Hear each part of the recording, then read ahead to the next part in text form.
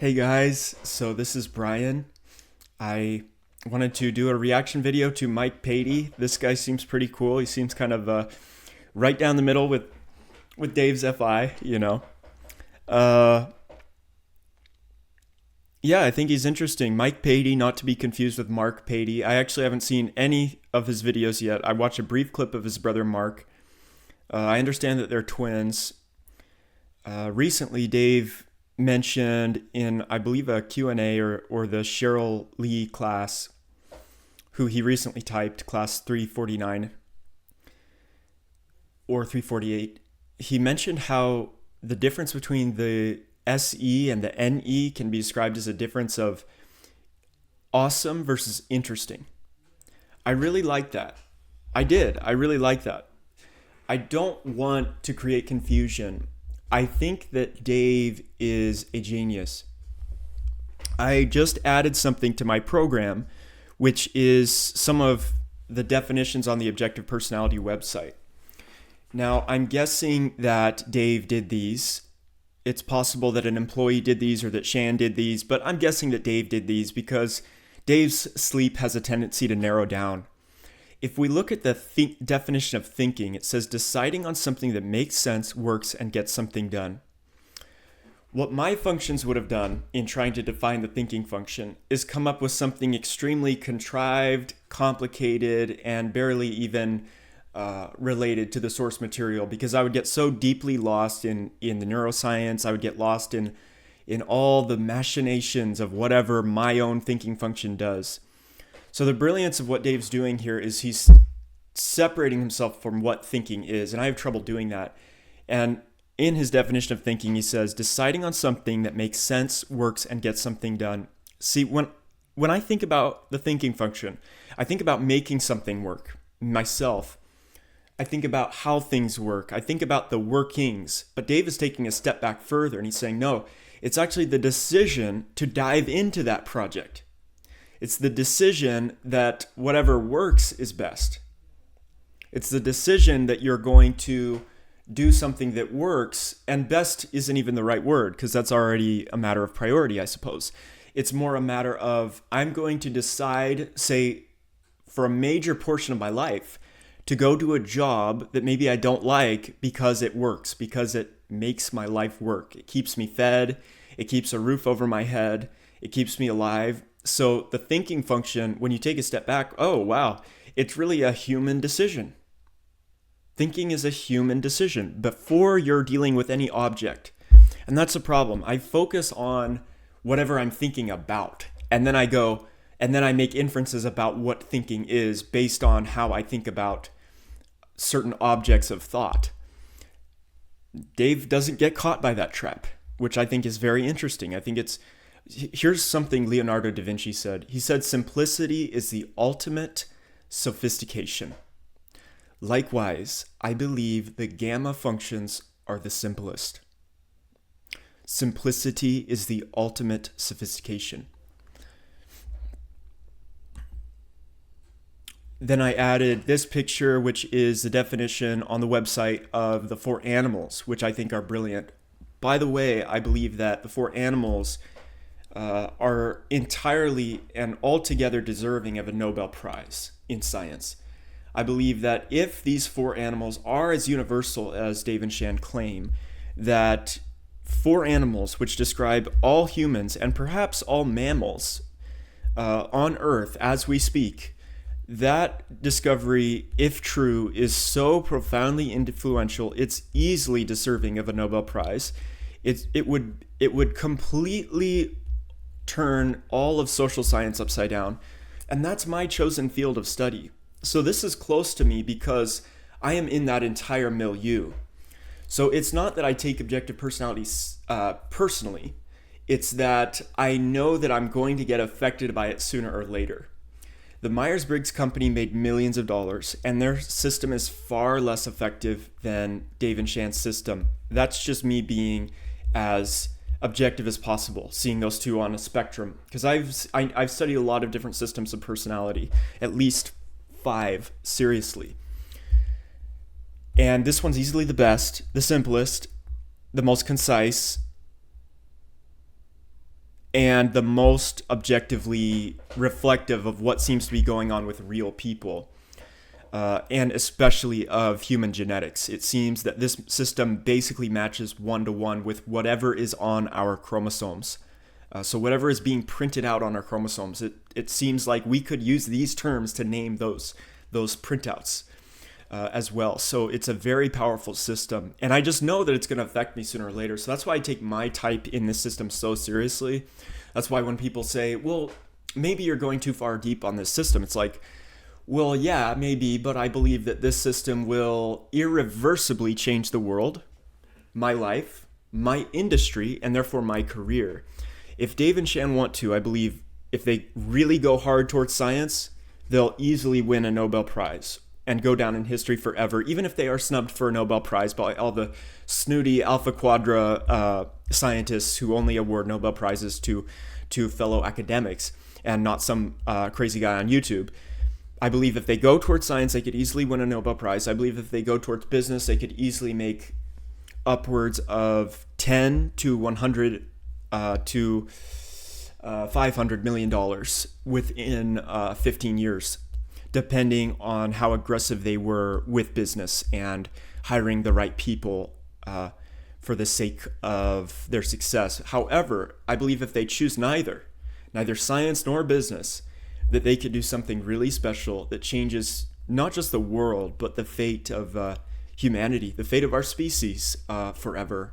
Kind of like Christ or Buddha. They could have, if they play their cards right and they deny Satan. When Christ spent 40 years in the desert, he denies Satan 3 times or something. It's like that. If they deny Satan, this could be an enormously powerful, influential, and prosperous system that could usher in a new era of human prosperity. I believe that so many of the bad things that happen in the world are because of evil ideologies. I believe, and evil ideologies based on observations which are false or which are just deceitful lies. There is nothing false or deceitful about the system. It tries to be as objective as possible. But just like any system, it depends on who's holding it. It depends on who's holding it. So there's always going to be that element of, there's going to be a subjective element to it of someone kind of in charge. And that's just life. That's not something you can get rid of. That's not something that AI will ever get rid of. That's just the nature of leadership. And if AI is better at leadership than us, then it will lead us. But it's still going to be the leader. And it's still going to be an entity within itself, separate from us as entities. So there's always going to be this hierarchy, even if we try to be as objective as possible. So that's just me kind of going back and forth, shall we say, about this system, myself in this system, and our leadership, and just how much they deserve to be commended for all their blood, sweat, and tears, which they have basically poured into making this system great. And that's reflected in their art. So like they did this, I'm guessing Shan did this, and it's just obviously something that someone took a lot of time to do. And I respect that very deeply because it's beautiful, and beautiful things have a tendency to flourish. Beautiful things have a tendency to blossom and grow. So I believe it's very wise and very powerful that Shan made this. But anyways, I'm here to talk about Mike Patey. So let's hear about Mike Patey. And then I added these two, which are my own interpretations of the deciders and observers. But yeah, so I'm going to be using these as guides. So let's look at Mike Patey and see what I can discern. And I may not even conclude this episode, but let's just check him out. Hi guys, I'm Mike Patey. I love to build wild flying machines. Okay, so straight out the gate, this is the top video. He gives a declaration of self, and the declaration of self is one of value. So he goes, "Hey guys, I'm Mike Patey. I am me, and I love this thing." So that's already falling into the definition, deciding on something that is valuable, important, emotional, and a priority. So you can get into tech, you can get into coding, you can get into airplanes and still have FI. And in fact, you can be using FI to build the airplane, because every decision you make is, well, I have this goal and I want this goal. And then you'll switch to thinking, oh, but this problem is an obstacle to this goal. But that doesn't mean that your goal-oriented processing isn't taking the lead. So for anything you do, you're going to be using some feeling and thinking. But the brilliance of these definitions is it's going, okay, but what is the long-term picture of what a person is ultimately doing more often over time? So if I get a sample size of 100 of your decisions, how many of those decisions are thinking decisions and how many of those decisions are feeling decisions? If 70% are thinking decisions, because I have a sample of 100, then I'm going to postulate, I'm going to propose, this is a proposition, that your thinking function is somehow stronger than your feeling function. And then we make a further proposition that somehow means it's a quote-unquote savior, which is complicated. It's complicated territory. But it just might sustain itself if we're very, very, very careful to be nice to all the scientists who would otherwise spit on such a, shall we say, mythological category. But if we play our cards right, we can do it. So there, straight out the gate, he says something feeling. Now, that's just one data point, though. So, okay, you have 100 decisions. He just made one feeling decision. That doesn't mean he's a feeler. I need to wait until my data set gets bigger before I can decide really, because I'm a subjective operator, decide whether or not he's feeling or thinking.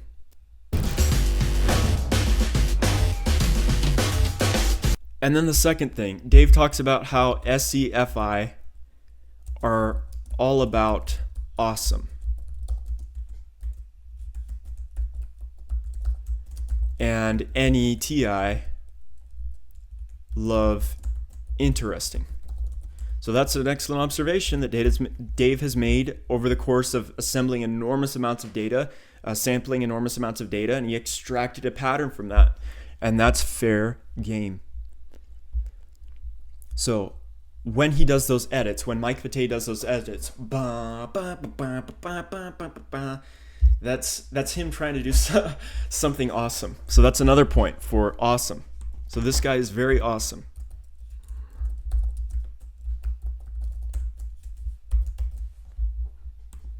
But I'm only 10 seconds in. Okay, we got it.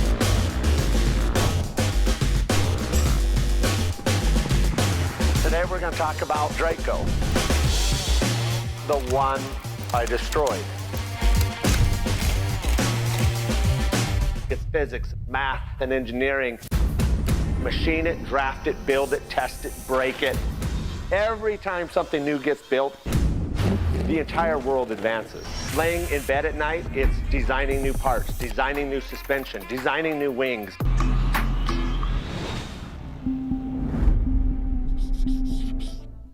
I think it was 2006 when I first... So he has an excellent understanding of sensibility, just like Shan does when she makes these beautiful pictures. His YouTube channel is a work of art. His planes appear like a work of art. Now, there is no quadra, alpha, beta, gamma, delta, that is not capable of engineering, that is not capable of math, science, statistics, engineering, and innovation. There is none of the four quadras are incapable of innovation. They just tend to go about innovation in different ways because, like he said, this will change the whole world. That tends to be play. Play is your understanding of the entire world. It's your place and your exploration of the entire world of other people. So when he says you do something that changes the entire world, he's finding an enormous amount of meaning in that. If this is the awesome functions, then yeah, he would be thinking about the entire world of ST if it's ST play. But I don't want to slam down on where he is in terms of quadra just yet. Saw a red, crazy-looking machine at Oshkosh, and I had to have it. And I fell in love with that plane. I flew that plane, And every time I flew it, I said, man, wouldn't it be cool if we had another 400 horsepower? Wouldn't it be cool if it had a turboprop? What if it had a slightly bigger wing? What if it had crazier gear and bigger suspension and bigger tires? And I had all these ideas going through my head. I wasn't ready to build it at that time. I eventually sold that aircraft, trying on tons of other aircraft. I was like putting on a new pair of jeans every other day with a new airplane. I wanted to try everything that flies, and the Red Dragon that became Draco never left my mind. And 10 years later plus, the beginning of the Red Dragon. Today is the day, the last day it flies until it's a turbine. So again, with new, we associate that with the extroverted observer, because the extroverted observer wants to see more of the spectrum. However, that's just one data point. So I need 100. I've got 100 data points. I need to know that 70% of those are him wanting new. So until then, that might be what we call an aberration. An aberration is, if I'm not mistaken, it's when you have a sample size and 99% of the sample says this person is Savior OI, but you just happen to stumble upon the one instance of Savior OE. That's called an aberration. And statistics is all set up to deal with that, but humans are not. So as human operators, we kind of have to subordinate ourselves to statistics. But right now, we have no other way of typing people than to use human subjects. So that means I'm going to say, okay, that does sound like OE, but I'm going to wait. I'm not going to slam down. I'm going to wait. I need a larger sample size. So I'm way excited. Obviously, more horsepower. Yes! We're off! He's happy. Next time this plane flies, Pratt & Whitney powered, baby. We also wanted turbine reliability. I wanted the lightweight. Oddly enough, a turbine engine is almost the same weight as a piston engine. Some of the changes I wanted to the flight characteristics, I wanted it to fly a lot slower because we can land in cooler places, smaller places, no runway places. So I knew I needed to change the wing. I knew I wanted more aileron control. If I could fly that slow, I wanted more aileron control. So that prompted the aileron changes. I wanted more flap. That prompted the flap changes. I wanted longer wing. So one way I've been thinking about the difference between gamma and alpha that has been inspired by Carl Jung's psychological types, his work called Psychological Types, is I kind of see, and this goes along with Dave's understanding of awesome functions versus interesting functions. Carl Jung mentions Prometheus versus Epimetheus. And Prometheus is someone who looks forward. He's forward looking. And Epimetheus is someone who looks backward. He's kind of dwelling in the past. But I don't really like those terms. So I would prefer to make my own and kind of refer to the Gamma Quadra a lot like Hercules. And that's a myth that more people understand. So as far as I'm concerned, the Gamma Quadra, they're a lot like Hercules. So Hercules, he goes around doing a bunch of tasks for the gods. And he's the son of Zeus, so he's super powerful. I think that's a great way to understand gamma, the gamma functions, SC, FI, TE, and NI. They're unstoppable. You can't beat them in a fist fight. They're brilliant, and they're relentlessly fighting forward. So the Gamma Quadra I would associate with Hercules. And they're like the champions of the Greek gods, the champions of the gods. Right? They're the champions of the gods. They're fighting. They're these strong champions. The Alpha Quadra, I would associate with Prometheus. And Prometheus is a character, he's like a genius, and he steals fire from Zeus. And he gives that fire to humanity so that humanity can begin the process of civilization. Because fire drives all innovation. Fire is symbolic of innovation and the danger that comes with innovation. Zeus, to punish Prometheus, chains him to a mountain and has vultures eat at his intestines for eternity. So Prometheus steals fire from the gods. So the Alpha Quadra steals consciousness. Let's see, how do you spell consciousness? From the gods. So in a sense, the Alpha Quadra is a confederate to the gods. And by the way, when you say the gods, Jung identified the gods, the pagan gods,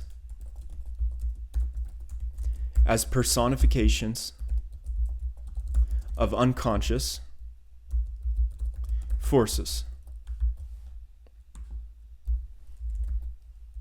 Is that how you spell unconscious? How do you spell unconscious? S-C. Yes, S-C. C-O-N, yes. Right. So that's the difference. So, but I digress. Let's hear some more from Mr. Mike Patey. So that prompted the carbon fiber wing changes. I didn't modify the wing other than its shape, but I didn't add more structure to the spar. So I was limited to the V&E and the weight limits. The original Wilga PZL with the 300 horsepower engine that was... I was limited. Were you limited, or did you limit yourself? So sleep, it's like what sleep does. So sleep is the same old story about me, but it's that way because it's like, well, I need to have this path or this OI and this DI, and I'm gonna go all in on that. And if you tell me, well, why don't you just take a vacation to Greece? Or why don't you just have a vacation to Italy? It's like, no, because I've gone all in on this. My entire reputation is staked on this. And if I don't garner the ability to eat food by way of this avenue, then I'll have to completely start over, completely restart my identity. And that will make me an entirely different person. That'll destroy all my relationships, because all my relationships are now kind of contingent upon my interest working, because I've taken out some debts, some emotional debts, not just financial debts, from other people in order to make this work. It's like, I'm all in on this. So that's sleep. So when he says, oh, well, I had to do this and I had to do that, it's like, no, you didn't. You could have taken a vacation. You could have flown your plane to Antarctica and camped out there for 5 years. Why didn't you do that, Mike? Oh, because he's relentlessly trying to innovate that and in the same box. So instantly I am biased towards sleep above play, but that's just one data point that I saw. I still need to see 100 more data points. And this is something Dave has been saying. I'm just trying to find common ground, so to speak. Was in it. Typical average weight climb rate was about most 4-seat metal airplanes with 300 horsepower, about 500 feet a minute. Post conversion, Draco had a climb rate of north of 3,000 feet a minute.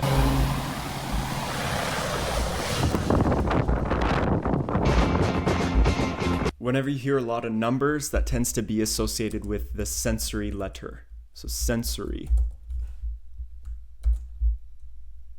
If someone's just spouting off a lot of numbers, that's actually a lot for an intuitive to remember.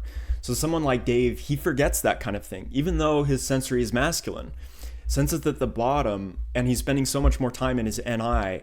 If he tries to recall like 5 stats like that in a row, he'll lose one. He'll lose one. Not Mike. Mike remembers them all. 400 horsepower, 300 feet per minute, and I already forgot the other one. So let's see if we have something on sensory. Sensing, observing facts in the physical world and what has actually happened. So 4,000 feet per minute, that's something that's happening in the physical world. That's not abstract. That's not an abstraction. It's not an analogy. It's not a metaphor. It's not a story. It's not a dream. It's not a vision. It's a fact. It's a measurement of something that's actually going on that can be observed. And if that plane crashes into you, you die, because it would destroy your body. And that's facts.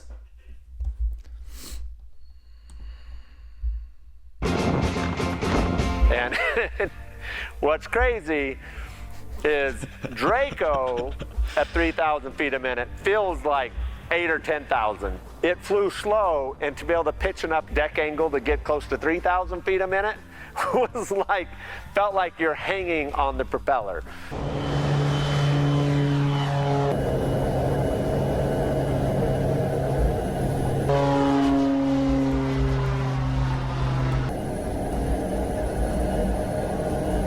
So the performance of Draco, takeoff and landing, no wind, 78 feet ground roll, 110 landing.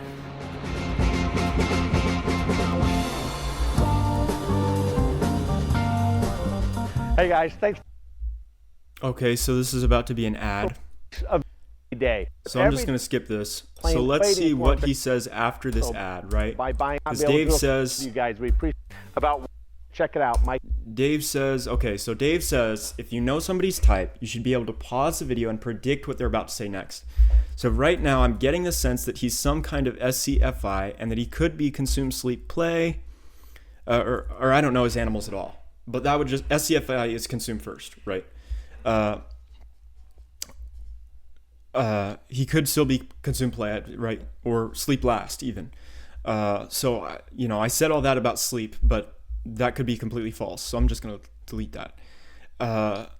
But what he should say next is something perhaps factual and something goal-oriented. He's probably not going to talk about any other people except himself. So he's going to talk about something he achieved with his plane, his favorite thing. And if he is SCFI and not FISC, then it's going to be an observer story, meaning... Let's see the definition. Let's see if we have the definition of a single observer here. I'll have to upload that, but I don't have the exact definition of single observer versus single decider. But if he is an observer, then that means he's going to struggle with double observing. So he's going to be almost stuck on the sensory, and he's not going to be seeing certain shall we say outcomes? Is that a good word? So he might say, I ran into a problem because I didn't understand this. So he might say that coming up next. Let's listen.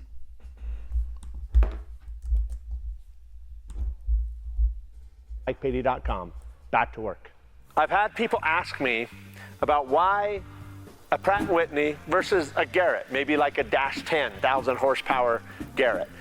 Number one, Pratt & Whitney has one of the greatest service centers globally. You can go to about any shop, any airport, and someone knows how to work on a Pratt & Whitney. So that is something that's very important to me. Two, Pratt & Whitney has one of the highest safety records in aviation. Okay, so he mentions Pratt & Whitney, so that's some kind of a company, right? It's something external to him. So he had to use an extroverted function to discover that. He probably had to use some SC. He had to seek that out, of course. And I was predicting that he would say something about himself, but then instead he went the opposite direction. He said, other people might ask you this, and I'm going to tell you about these other people, and other people have verified it. So that's a lot of DE. I was predicting you would say something DI, and instead he said something a lot of DE. So that kind of goes to show a person, if you're DE and you're DI in the middle, am I really going to predict you every time? Are you really that predictable? You got 4 functions. So there's 4 gumballs in the gumball machine. You really think I'm going to take out SC every time? I don't think so. So that kind of goes to show that this falls apart when you try to predict everything as if people are some kind of machine that just prints out only their saviors. I think that's hogwash. But so far I am seeing more of this. So I'm not going to say he's SC just yet. I'm not going to say he's a feeler just, well, he kind of does seem like a feeler. Come on, guys. He definitely feels like this. History.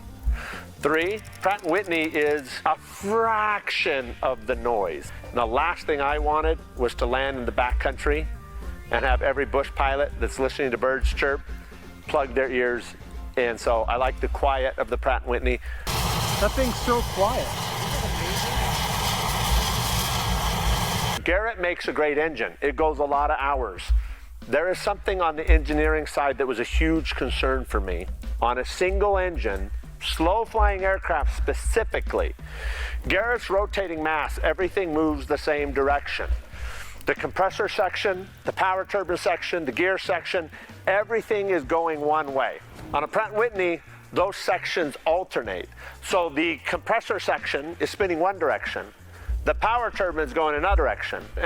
So you might think, okay, he's explaining how something works. Yes, but he's also explaining something factual. So this is an instance of sensory. And it's also an instance of thinking. Feeling can also, when it goes towards a goal, it discovers how something works when it encounters a problem. So feeling starts the race, and then thinking, when it encounters a problem, thinking has a tendency to jump over an obstacle, or to dismantle an obstacle, to get it out of your way.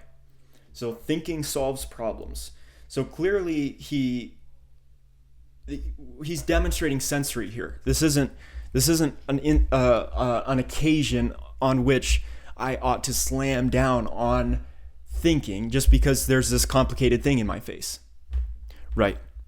So TE can do great deals of complexity. Ask any FI type, they can create the most elaborate contraptions in the ST if they set their mind to it. Same with Dave. Dave did an entire company devoted to basically building and selling these ST airplanes. So what I'm getting from this is more sensory. And thinking is just kind of on the side. It's peripheral.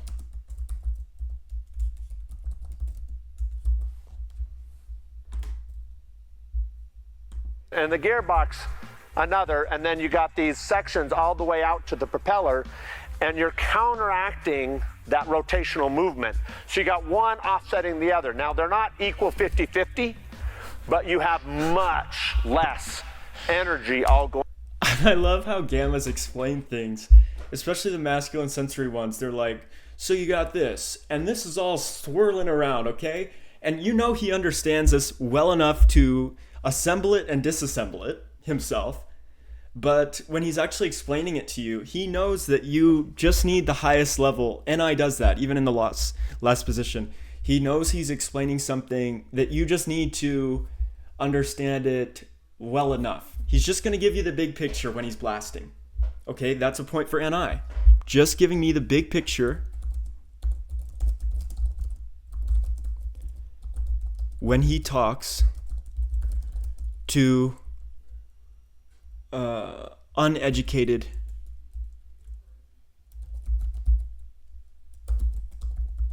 me.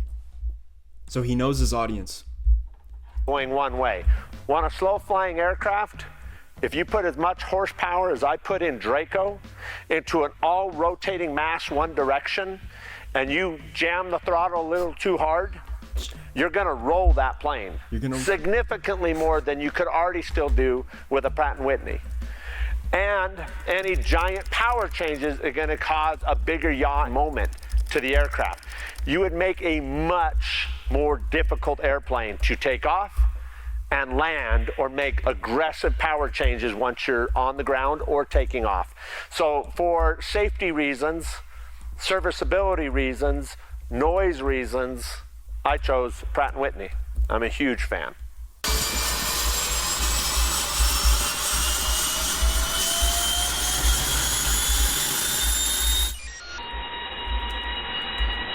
I took an aircraft from in the 55 knot stall speed into the 30s. Okay, so I'm seeing a lot of DI, DE, feeling and thinking. I'm seeing all four of those, and they just keep coming. There's an uninterrupted flow of DI, DE, feeling and thinking. That's pretty uncanny if this guy is somehow a single decider. He still could be a single decider. I'm just saying, that's a lot of those four functions, which are in the middle and balanced for the observers. That's a awfully heavy, uninterrupted stream of feeling, thinking, DI, and DE that I'm hearing from him just in the last 7 minutes. So if he is an observer, then what he should further say is more sensory, more feeling, more goals, more ambitions, more dreams, more awesome. That's what FI loves. Awesome. It loves awesome. It wants to knock you out cold with awesome energy and just to be inspirational. And there is a sense in which they do it for the sense of their own sexiness.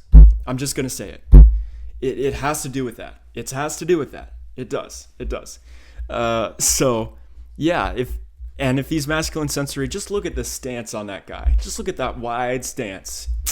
Good luck knocking Mike over. Good luck. If you take 20 miles an hour out of the stall speed, you have to have enough elevator at all the CG envelopes. So I didn't want to give up CG range. You have to have enough elevator at all the CG envelopes, obviously. So this is sensory babble. And it sounds kind of SE.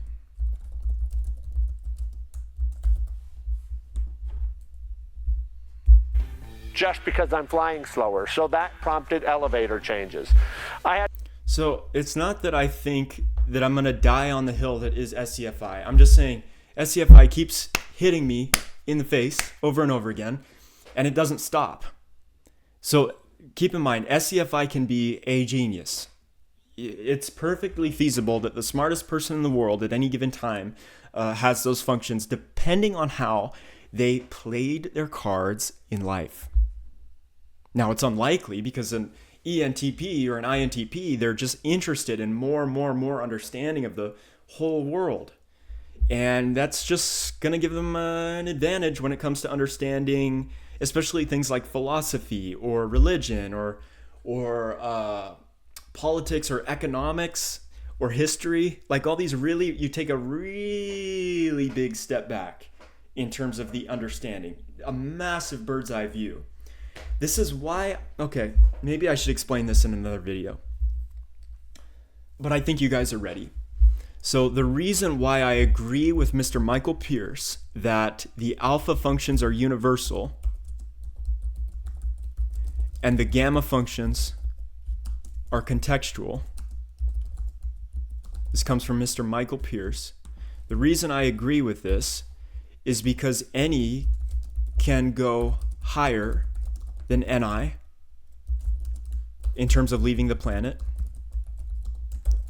and SI can go lower than SC in terms of for concrete detail. I ran out of room, whatever. For in the concrete details, like SI will go so low because it can use it'll use a microscope to study the phalanges of a rare and endangered fish. This doesn't sound like the Alpha Quadra. It does not. Mike does not sound Alpha Quadra. He doesn't sound universal. He doesn't sound like he's leaving the planet in terms of his NE, and he doesn't seem like he's narrowing in on the most finite and minuscule little concrete details the way that SI does, studying all the bugs in the Amazon rainforest or something, and speciating each one and figuring out how they all evolved and interacted with. No, Mike loves planes. Mike loves planes. And you talk to him about any plane, any model, any plane company, any aviation company, he probably knows the whole history of planes. You say, well, that sounds like it. No, it's not SI. He knows the whole history of planes. He probably knows the whole history of aviation. He'd probably take apart any of these planes and put it back together, albeit he'd probably make a few stupid little mistakes along the way that he'd have to learn from. So he does not sound Alpha Quadra. He sounds awesome. Like Hercules. A gamma. Amen.